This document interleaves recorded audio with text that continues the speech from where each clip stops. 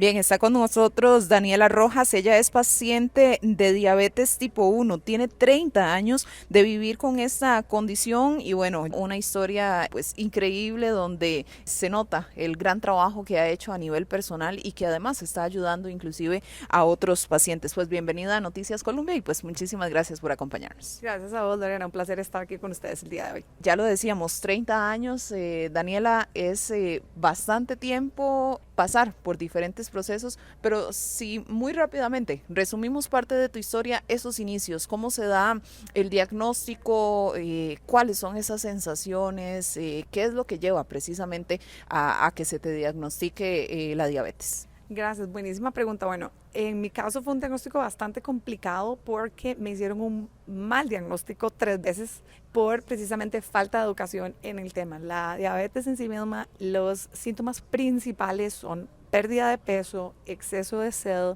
Uno puede tener micción nocturna, esto es que te orinas, ¿verdad? Y cuando estás despierto tenés siempre muchas ganas de ir al baño. Puedes tener incluso malestar estomacal, fatiga, ¿verdad? Y muchas veces esto se confunde con virus estomacales, ¿verdad? Incluso puedes llegar a vomitar. Entonces, en mi caso, empecé a perder mucho peso y pensaban al inicio que era por crecimiento. Entonces, decían, puede ser que esté creciendo. Luego, cuando empecé con náuseas, empezaba a ir mucho al baño, creo que tiene un virus estomacal. Perdón, ¿tenías cuántos años en ese momento? Tenía en ese momento 10 años. Y entonces a todo esto empieza a sumar, me empiezo a sentir bastante mal, estoy perdiendo muchísimo peso y mi mamá dice, algo está mal, ¿verdad? Entonces me hacen todos los exámenes, pero aquí viene algo que es importante. En ese momento no se me chequeó la glicemia, ni se me hizo el examen porque dijeron que al no haber antecedentes de diabetes en mi familia no era necesario. En aquel momento se creía que era la única categoría requerida.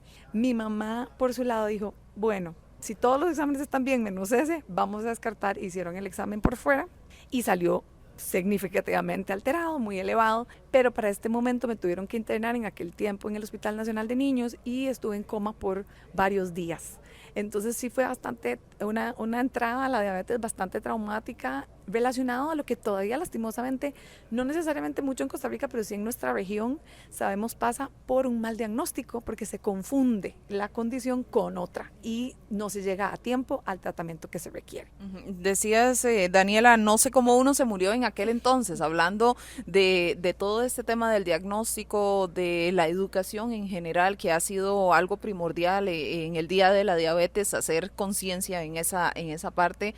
Bueno, ¿qué más tuviste que pasar ya luego de ese diagnóstico? ¿Cómo eran los procesos de tratamiento? Vos siendo una niña, luego adolescente. Pues fue bastante retador, creo que precisamente por este tema fundamental, no había mayor acceso a educación, ¿verdad? No teníamos grupos de apoyo como lo tenemos hoy, que es Asociación Día Vida, no teníamos, por ejemplo, acceso a internet para buscar comunidades y páginas confiables, ¿verdad? Eso es muy importante, uno puede encontrar muchas cosas, no todas son confiables. No teníamos asociaciones de pacientes a nivel de la caja y pues las consultas eran cortas, ¿verdad? Entonces mucho era, como digo yo, prueba y error. Y a veces las pruebas y errores no salían muchos errores más que pruebas. Y fue un proceso difícil, pero fue un proceso pues de aprender a conocer la condición, aprender a conocer mi cuerpo y también empezamos a trabajar de la mano, que creo que aquí viene una pieza clave, que fue cuando encontramos un endocrino que le importó saber qué era lo que yo quería. Y ahí vino el cambio. Pero fue un tiempo duro, fue un tiempo complicado de muchos malestares, de niveles fuera de rango, de muchos bajonazos de azúcar, como se llaman popularmente, o hipoglicemias severas, ¿verdad? Que generaron mucho miedo tanto en mí como en mis familiares, incluso mis amigos. Que hoy sabemos que si bien hay cosas que se salen de las manos, hay muchas que sí podemos trabajar y tratar. De ahí que la educación es el pilar fundamental.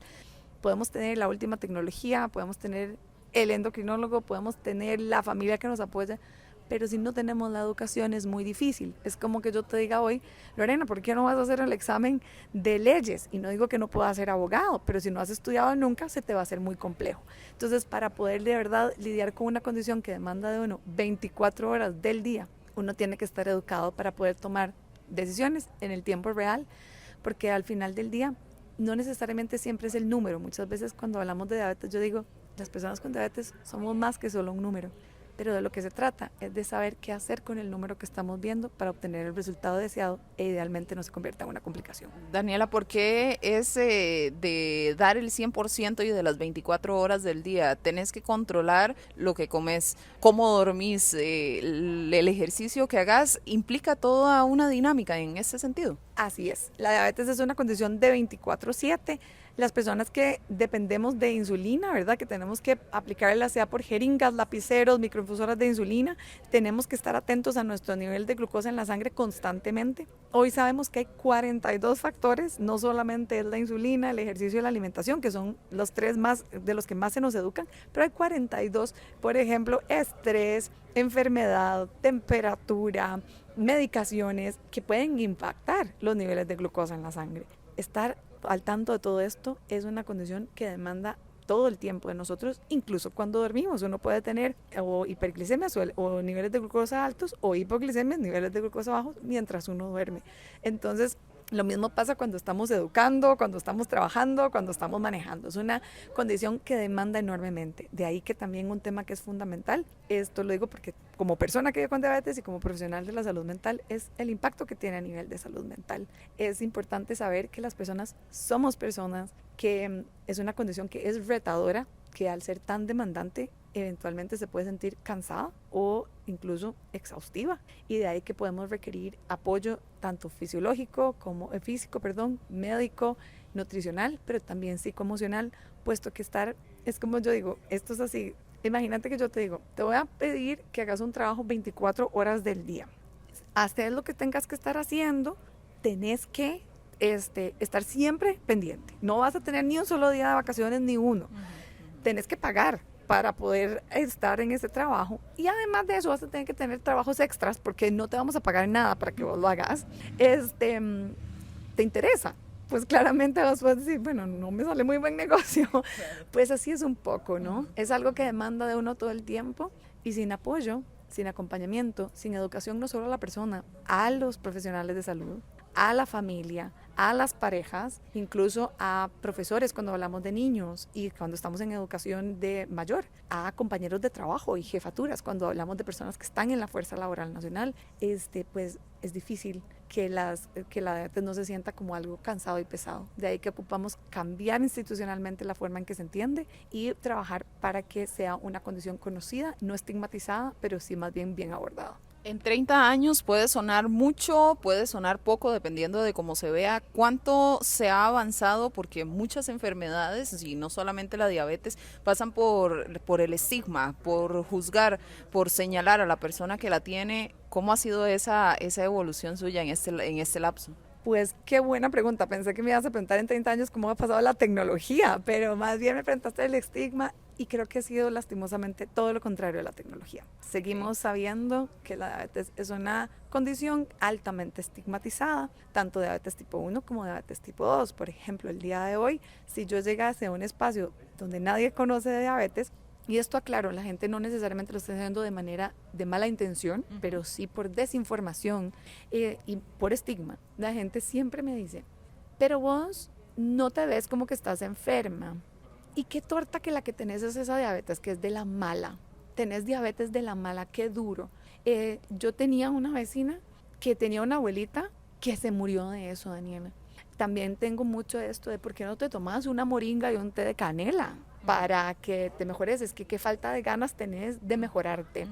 Incluso he oído, si tuvieses fe, te hubieses sanado, ¿verdad? Bueno. Esto en diabetes tipo 1, en diabetes tipo 2 es también un estigma de porque estás gordo, porque sos vagabundo, porque incluso qué pereza lidiar con estas personas, y hay todo un estigma y una señalización y un juzgamiento a quienes vivimos con diabetes, y esto precisamente, una vez más, está fundamentado en la falta de educación, porque las cosas vienen a partir de la ignorancia y las personas dicen lo que escuchan y lo que aprenden.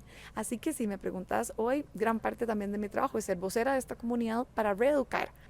Muchas de estas cosas también vienen de personas que han estado cerca de alguien que tuvo una condición de diabetes muy complicada y ya se asocia a todo este fantasma del temor, como si no tuviésemos opciones. Así que de ahí también todavía hoy en el 2022, casi el 2023, tenemos mucho trabajo por hacer para informar, educar, sanar traumas y otros que también a nivel familiar, personal y cultural que están mal asociados a la diabetes. Bueno, y poco a poco en cuanto a medicamentos y muy brevemente se va avanzando, pero se necesita que lleguen a todas las personas acá en el país. Absolutamente. Creo que aquí todos estamos de acuerdo que la Caja Costarricense del Seguro Social es una excelente institución. Yo que trabajo en abogacía en diabetes, hago asesoría igual a la OMS, es de los pocos países en nuestra región que las personas no fallecen por falta de acceso a insulina. Todavía hoy, en el año en el que estamos, más de la mitad de las personas que viven con diabetes en el mundo y requieren insulina no tienen acceso a ella. Costa Rica se puede enorgullecer en decir que no somos esto.